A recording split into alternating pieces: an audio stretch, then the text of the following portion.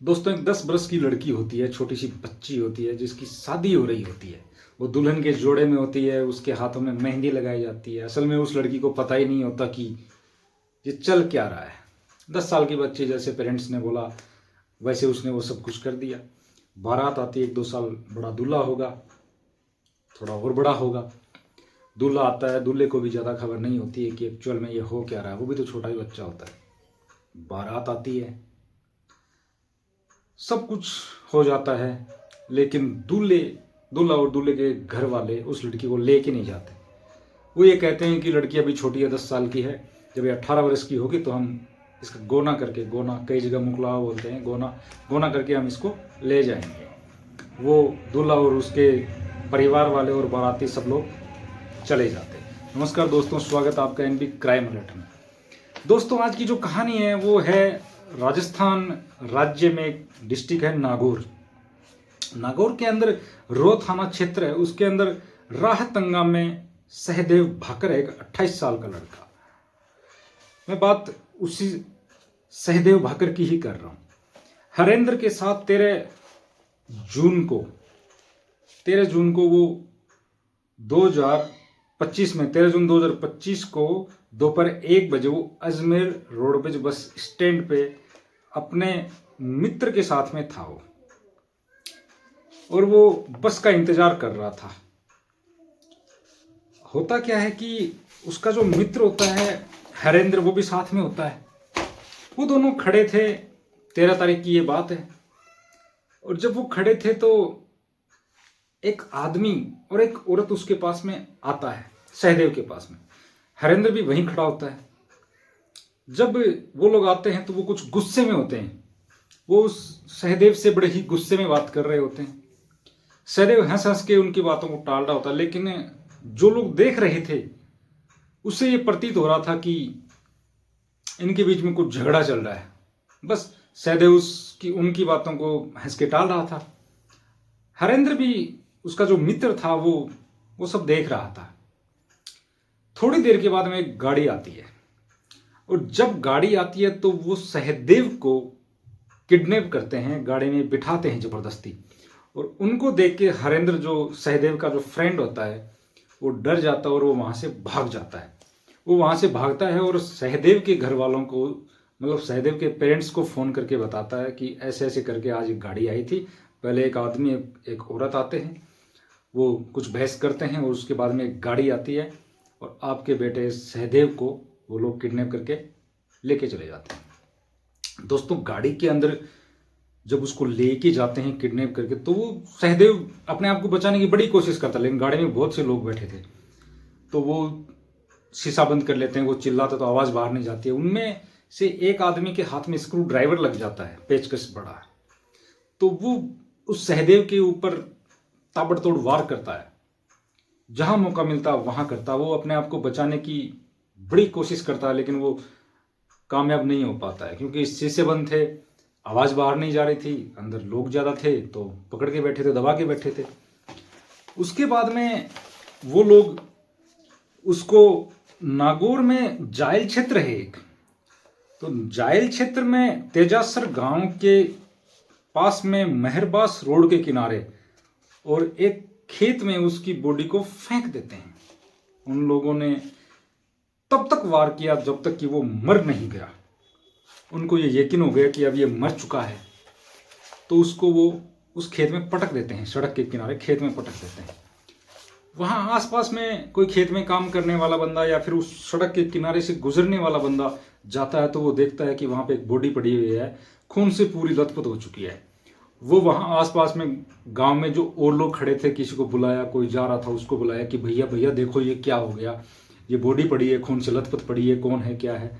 उसके बाद में पुलिस को फ़ोन किया जाता है। पुलिस को जब फ़ोन करते हैं तो पुलिस आती है, पुलिस उसको अपने अंडर में लेती है, बॉडी को पोस्टमार्टम के लिए लेके जाते हैं, वो सब होता है। उसको वो लोग मार देते हैं। दोस्तों, असल में जो ये कहानी है, ये जो कहानी शुरू होती है, ये शुरू होती है नागौर में धारपा की रहने वाली है करिश्मा चौधरी की। करिश्मा जो चौधरी है उससे शुरू होती है। होता यह है कि ये करिश्मा चौधरी वही लड़की होती है, वो 10 वर्ष की लड़की। जब वो 2023-24 में 18 वर्ष की होने वाली थी, तो उसके घर वाले कहते हैं कि बेटे अब तू 18 वर्ष की होने वाली है, तो अब तेरा गोना किया जाएगा, तो तेरी शादी पहले हो चुकी है, वहीं तेरे को जाना है। लेकिन करिश्मा चौधरी बड़ी खूबसूरत लड़की थी, मॉडर्न लड़की थी। उसे पता भी नहीं था जब वो 10 वर्ष की थी तब क्या हुआ था। वो अपने घर वालों को कहती है कि मेरी जो आपने शादी की है वो एक तरह से बाल विवाह था, मुझे तो खबर भी नहीं थी कि उस वक्त क्या होता है क्या नहीं होता, मैं वहां नहीं जाऊंगी। अब मैं 18 की हो चुकी हूं, मैं मतलब हम बच्चे थे तो पता नहीं कितनी बार ये ऐसा खेल खेलते थे गुड्डे गुडियों में, ये सब वो घर वालों को मनाने की कोशिश करती है, लेकिन घर वाले मानते नहीं हैं। घर वाले कहते हैं कि समाज में हमारी नाक कट जाएगी, हम कहीं बैठने के लायक नहीं रहेंगे, ऐसे वैसे करके वो अपने घर वालों को मना नहीं पाती है। वो बड़ी परेशान हो जाती है, उसके सपने कुछ और थे। वो घर वालों को कहती है कि ठीक है मैं चली जाऊंगी, लेकिन मैं नर्सिंग करना चाहती हूँ, आप मुझे नर्सिंग करवा दीजिए। तो एक्चुअली में उसका नर्सिंग करने का जो मकसद था वो ये था कि घर वालों से वो थोड़ी दूर हो जाए, तो जो ये मेरा गोना वोना कर रहे हैं ये बात एक बार टल जाए।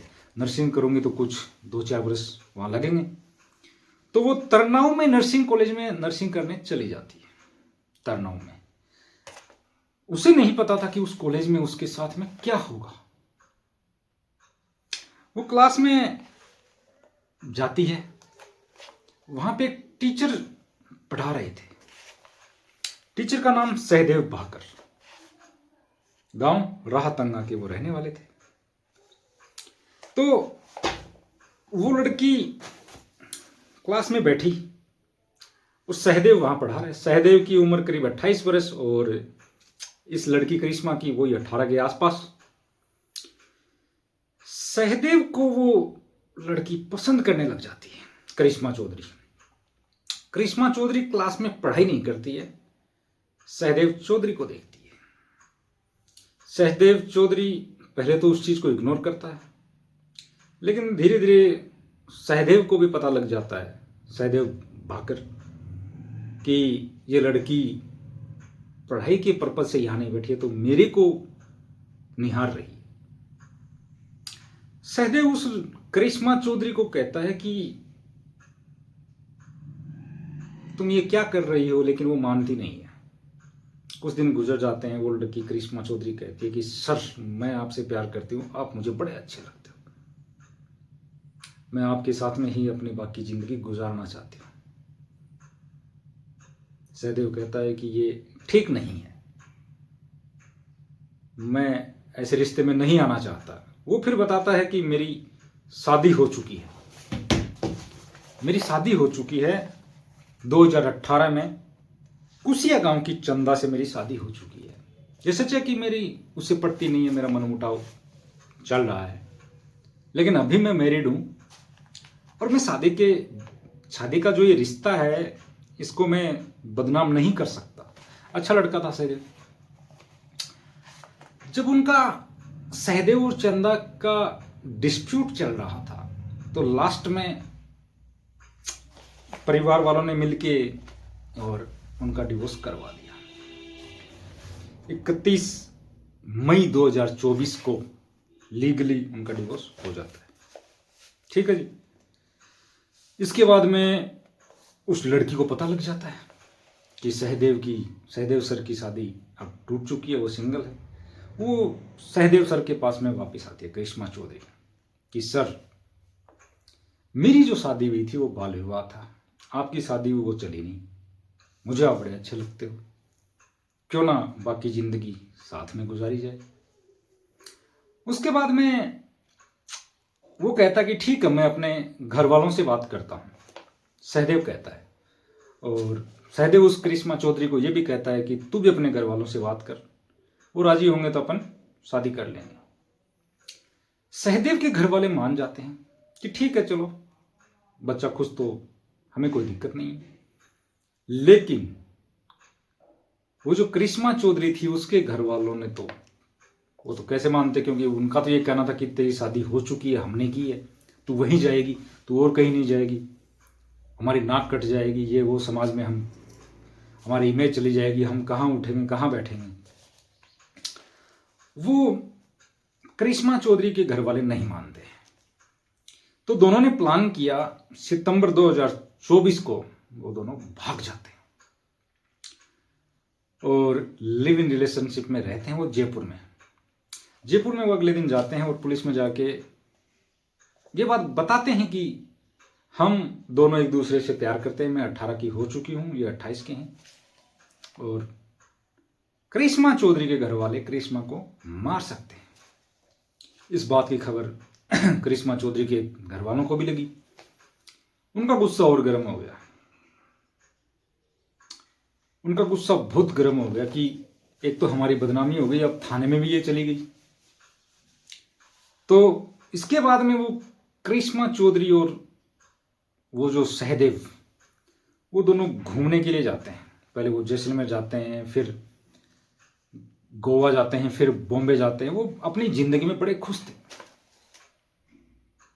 मतलब जिंदगी वो पूरे मजे ले रहे थे। इसके बाद में सहदेव ने उस लड़की को बताया, उस पत्नी या लिव इन रिलेशनशिप की पार्टनर करिश्मा चौधरी को बताया कि 2016-17 में मेरा इंडियन नेवी में सिलेक्शन हो चुका है, लेकिन मेरे घर वालों ने मुझे जाने नहीं दिया, क्योंकि मैं मेरे घर वालों के इकलौता बेटा हूँ। मेरे चाचा के 2 बेटे हैं, वो दोनों फौज में, वो भी बाहर रहते। तो मेरे घर वालों ने ये कहा कि बेटे बाहर नहीं जाना, जो कुछ करना है वो यही करना है तुझे। तो वो नेवी में नहीं गया, वो और तैयारी कर रहा था।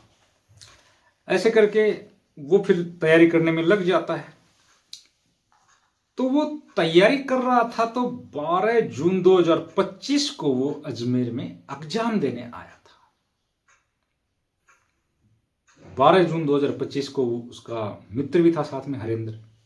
दोनों रात को अजमेर में रुकते हैं और 13 जून 2025 को वो वापस घर जाने के लिए रोडवेज बस स्टैंड अजमेर में खड़े होते हैं कि कब हमारी बस आएगी और बस में बैठ के हम लोग घर जाएंगे।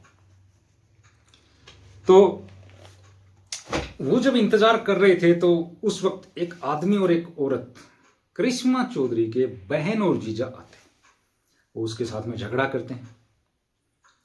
उसके बाद में वो गाड़ी आती है, इसको सहदेव को उठा के लेके जाते हैं और इसको मार दिया जाता है। ये बात जब करिश्मा चौधरी को पता लगती है, तो उसका रो रो के बहुत बुरा हाल हो जाता है कि मेरी तो जिंदगी बर्बाद हो गई, सहदेव के बिना मैं अब क्या करूंगी। क्योंकि वो सहदेव से बेइंतहा मोहब्बत करती थी कि मैं अब क्या करूंगी। लेकिन जब सहदेव मरा, इस दुनिया से गया, उस वक्त करिश्मा चौधरी करीब 2.5-3 महीने की प्रेग्नेंट थी।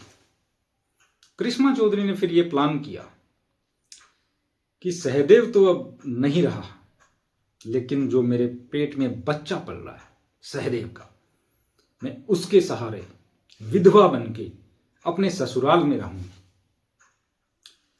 लेकिन वो सहदेव के गम को भुला नहीं पा रही थी। रोती थी, रोज खाना नहीं खाती थी। उसके लाइफ में वो सब ठीक नहीं हो रहा था और उन सब चीजों की वजह से वो अपना बच्चा भी खो देती है, उसका मिसकैरेज हो जाता है। अब वो करे तो क्या करे, सहदेव भी नहीं दिया और वो बच्चा भी चला गया। सहदेव के जो घर वाले थे, माता पिता, वो सब लोग उसको बड़ा प्यार करते थे, करिश्मा चौधरी को, उसका बड़ा ख्याल रखते थे। आसपास में उसके रहते कि कैसे भी करके इसका ध्यान डाइवर्ट हो, तो कुछ खाए पिए आराम करे। लेकिन उसकी जिंदगी में तूफान आ चुका था, सहदेव जा चुका था, वो बच्चा भी जा चुका था। उसे ये लग रहा था कि अब वो अकेली रह चुकी है, अब वो किसके सहारे इस दुनिया में रहे। उसे ये दुनिया वीरानी लगने लग गई, पराई लगने लग गई। वो लोग उसको ख्याल तो बड़ा रखते थे। 26 जून 2025 की ये बात है। रात को वो छत पे सोते थे, बीच में वो करिश्मा चौधरी सोती थी, बगल में घर के बाकी सदस्य सोते थे। सुबह वो जल्दी उठी और वो नीचे आती है। काफी टाइम के बाद में वो बाकी लोग भी उठ जाते हैं, तो वो देखते हैं कि करिश्मा यहाँ आसपास में है ही नहीं। वो उसको ढूंढते हैं, आवाज लगाते हैं, नीचे आते हैं तो देखते हैं एक कमरे के अंदर वो गेट बंद कर रखा, गेट नहीं खुल रहा। जब खिड़की में से झांका गया तो देखते हैं कि करिश्मा ने फांसी का फंदा लगा लिया है, वो मर चुकी है। उसको निकाला जाता है, गेट तोड़ा जाता है। करिश्मा चौधरी की कहानी, की प्रेम कहानी का अंत हो जाता है। अगर करिश्मा चौधरी के घर वाले चाहते तो ना करिश्मा चौधरी मरती, ना सहदेव मरता, ना करिश्मा चौधरी की जिंदगी बर्बाद होती, ना सहदेव की। ठीक है, उन्होंने बाल विवाह किया था, लेकिन वो बचपन में किया था, वो 10 बरस की थी। वो पहले का दौर एक अलग दौर था, लेकिन अब दौर बदल चुका है। जब करिश्मा चौधरी ने ये कह दिया कि मैं उस लड़के के साथ में नहीं रहूंगी, तो दूसरी पार्टी यानी कि उसके जो पहले के जो हस्बैंड है, बाल विवाह जिससे हुआ, उनसे बात करके वो रिश्ता खत्म करते, उसकी दूसरी जगह शादी कर देते, शायद वो अपना घर बसाती, सहदेव नहीं मरता।